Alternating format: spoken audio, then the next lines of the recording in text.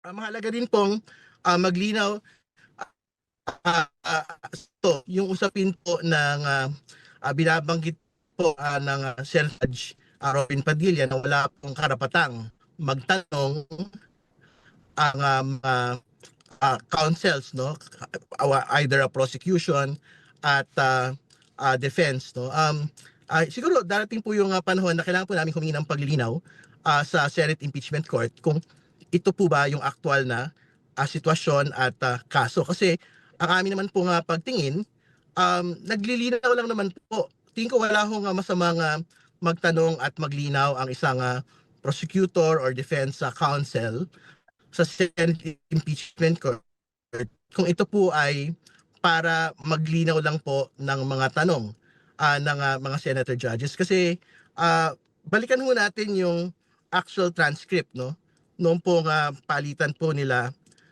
ni lead prosecutor Jervil Luistro. Ang sabi po ni Senator Judge Padilla, so ibig ninyong sabihin yung mga senator judges dito ngayon na humaharap sa kaso na hindi po pinapayagan ng ombudsman at hindi rin sila guilty,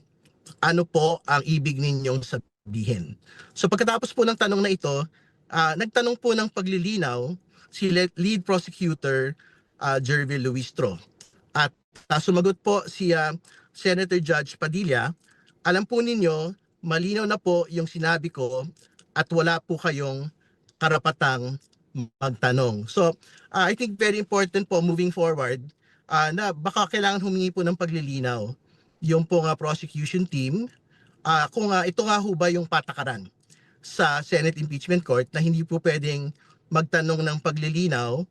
ang either party, no, whether defense or prosecution, kasi mahalaga po yun, lalo tikit kung halimbawa hindi naman ho namin gaanoon naunawaan yung pong mga tanong. I think respectfully,